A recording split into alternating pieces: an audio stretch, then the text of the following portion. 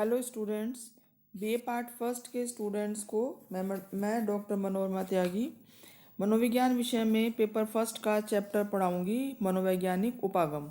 इससे पहले वीडियो में मैंने ये टॉपिक आपको शुरू करवा दिया था। मनोवैज्ञानिक उपागम किसे कहते हैं? उपागम का मतलब है दृष्टिकोण या संदर्श, या इसको विचार भी कह सकते हैं।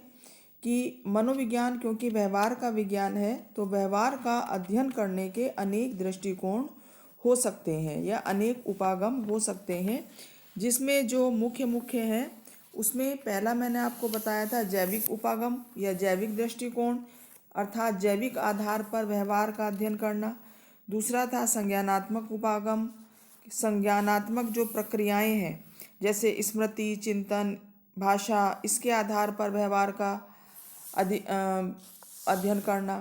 और तीसरा जो उपागम मैंने आपको बताया था वो था व्यवहारिक उपागम या व्यवहारवादी उपागम। और चौथा था मनोविश्लेषणात्मक उपागम। मनोविश्लेषणात्मक उपागम सिगमंड फ्रॉयड का दिया हुआ उपागम है, जो इस बात पर बल देता है कि मनुष्य का जो व्यवहार है अचेतन शक्तियों द्वारा प्रभावित होता है। इसको मनोविश्लेषणात्मक उपागम कहते हैं। तो व्यवहार का अध्ययन अचेतन आधार पर करने पर उन्होंने बल दिया। पांचवा जो उपागम है वो है मानवतावादी उपागम या ह्यूमनिस्टिक अप्रोच। मानवतावादी विचारधारा के अंतर्गत मानव को एक उत्तम, उन्नत और प्रगतिशील प्राणी माना गया है। ये माना गया है कि मनुष्य में असीम क्षमताएं हैं, असीम उसमें योग्यताएं हैं, और ज़रूरत केवल उन योग्यताओं को पहचानने की है और उनका विकास करने की है। व्यक्ति में स्वयं में बहुत क्षमताएं होती हैं। यह विचारधारा मनोविश्लेषण विचारधारा के ठीक विपरीत है, जिसमें व्यक्ति के आंतरिक द्वंद्वों को महत्वपूर्ण बताया गया है। उसमें ये बताया गया है कि व्यक्ति के जो अचेतन के द्वंद्व हैं वो उसके व्यवहार को प्रभावित करते हैं, और व्यक्ति अचेतन मन का एक दास है या अचेतन मन को उसमें महत्वपूर्ण माना गया है। मानवतावादी जो उपागम है इस विचारधारा को बिल्कुल अस्वीकृत कर देता है, जहाँ व्यक्ति की अपनी कोई स्वतंत्र इच्छा नहीं होती या उसके व्यवहार का निर्धारण बाहरी वातावरण के द्वारा होता है। मतलब जो मानवतावादी उपागम है वो मानव को सर्वश्रेष्ठ मानते हैं, और वो ऐसा नहीं मानते हैं कि मनुष्य अपने पर्यावरण के अधीन है या अपने अचेतन द्वंद्वों के अधीन है, और उसी के आधार पर उसका विकास और उसके व्यवहार का निर्धारण होता है। तो मानवतावादी उपागम के अनुसार मनुष्य ना तो अचेतन का दास है, ना ही वातावरण के हाथ की कठपुतली है, बल्कि वह एक सृजनात्मक प्राणी है जिसमें असीम क्षमताएं हैं। उसमें अपने आप का विकास करने का, उन्नत बनाने की असीम क्षमता है।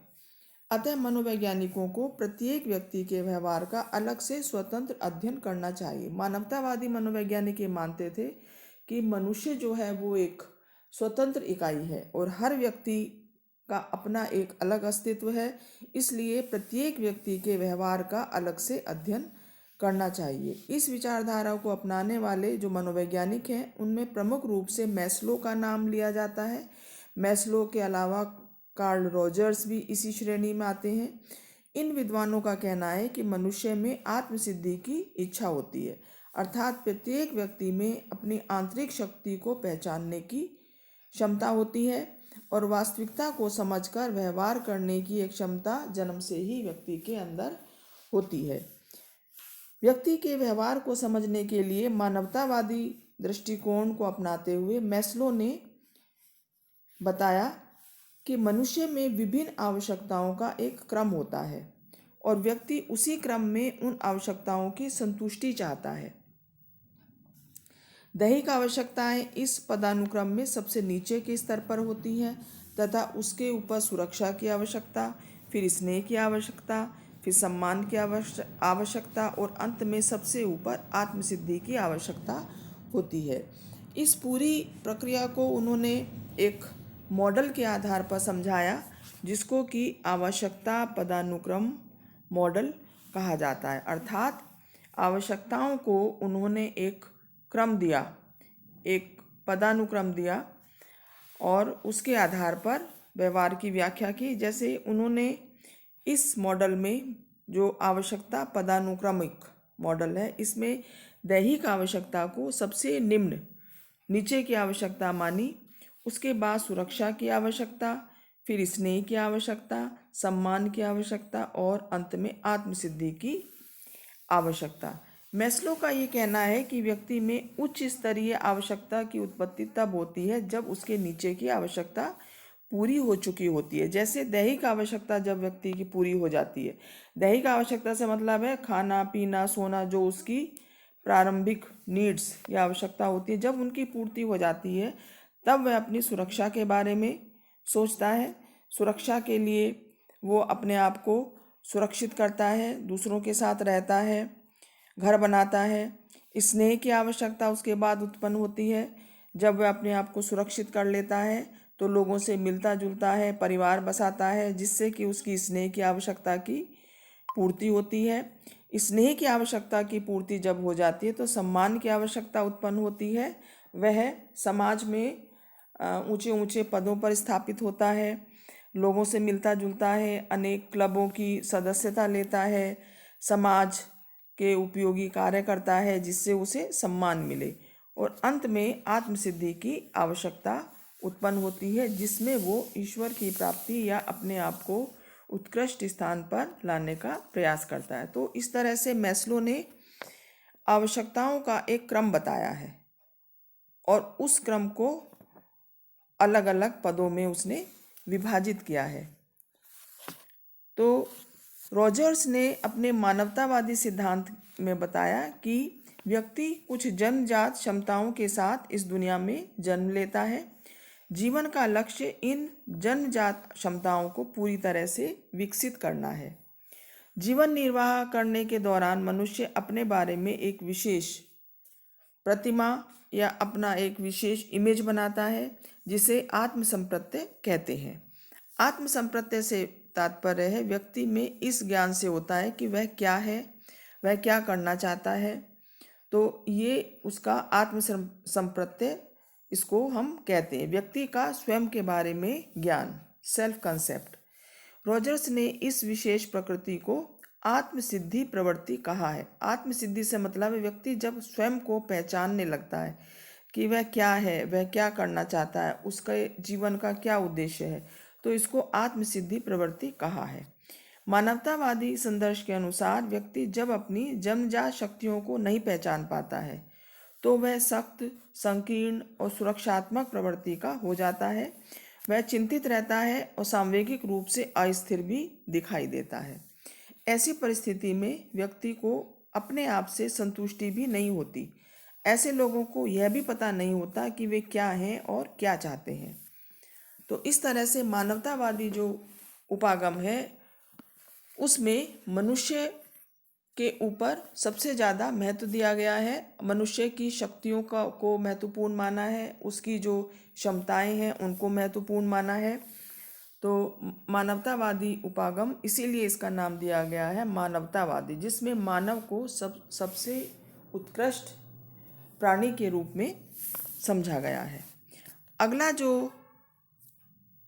उपागम है वो है विकासवादी उपागम। विकासवादी उपागम में इस बात पर बल दिया जाता है कि विभिन्न तरह के वातावरणीय दबाव के फलस्वरूप व्यक्ति किस तरह से विकसित हुआ। प्रारंभ से अगर हम देखें तो मनुष्य का विकास धीरे धीरे अनेक युगों में जाकर आज की स्थिति में पहुंचा है। अनेक प्रकार के तनाव, अनेक प्रकार के दबाव उसने सहन किए और मानव आज विकास की जिस अवस्था में पहुंचा है वहां पहुंचने में उसे करोड़ों वर्ष लगे हैं। जीवित रहने के लिए उसने अनेक पर्यावरण संबंधी दबाव को सहन किया। उसने अपने आप को, अपने व्यवहार को बाहरी वातावरण के अनुसार ढालने का प्रयास किया, तभी वह विकास के उच्च स्तर तक पहुंच पाया है। जैसे पाषाण युग में जो मनुष्य था वो किस तरह से जंगलों में रहना और कच्चा मांस खाना, धीरे धीरे विकास की अवस्थाओं से पहुंचता हुआ वो आज की स्थिति में वैज्ञानिक युग में पहुंचा है। विकासवादी उपागम में विश्वास रखने वाले मनोवैज्ञानिक यह मानते हैं कि वंशानुक्रम व्यक्ति के व्यवहार विकास को महत्वपूर्ण ढंग से प्रभावित करता है। व्यक्ति जो कुछ सीखता है वो अपने जीन्स के माध्यम से जो सीखा हुआ व्यवहार है वो अपनी अगली पीढ़ी को प्रदान कर देता है। इस तरह से पीढ़ी दर पीढ़ी व्यक्ति का विकास होता चला जाता है, परंतु साथ ही पर्यावरणीय कारकों का भी व्यक्ति के विकास में महत्वपूर्ण योगदान होता है। तो ये विकासवादी उपागम था। अगला जो अंतिम उपागम या दृष्टिकोण है वो है सामाजिक सांस्कृतिक उपागम।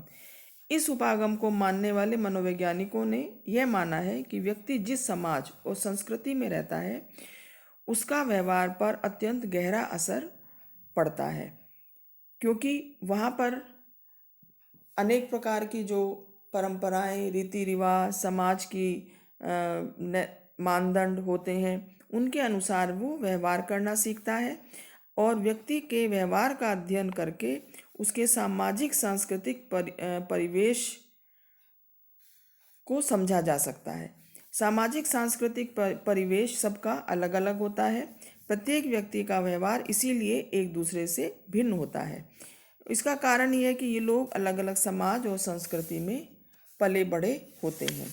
तो इस प्रकार से हम देखते हैं कि व्यक्ति के व्यवहार का अध्ययन करने के लिए अनेक प्रकार के दृष्टिकोण, अनेक प्रकार के संदर्श या उपागम का विकास हुआ, परंतु किसी भी एक दृष्टिकोण से व्यवहार की संपूर्ण व्याख्या नहीं की जा सकती, बल्कि व्यवहार को समझने के लिए अनेक दृष्टिकोणों को, अनेक उपागमों को एक साथ लेकर चलना आवश्यक है। तो स्टूडेंट्स, आज मैंने आपको जो 3 आपके उपागम रह गए थे इस वीडियो में मैंने आपको ये टॉपिक पूरा करा दिया है कि मनोविज्ञान के आधुनिक संदर्श क्या है, आधुनिक दृष्टिकोण। किसी भी तरह से क्वेश्चन आ सकता है, या तो दृष्टिकोण शब्द का इस्तेमाल हो सकता है या उपागम या संदर्श, तीनों का एक ही अर्थ है। तो मैं समझती हूँ ये टॉपिक आपको समझ में आ गया होगा। अगले वीडियो में नेक्स्ट टॉपिक के साथ फिर मिलते हैं। Thank you so much students.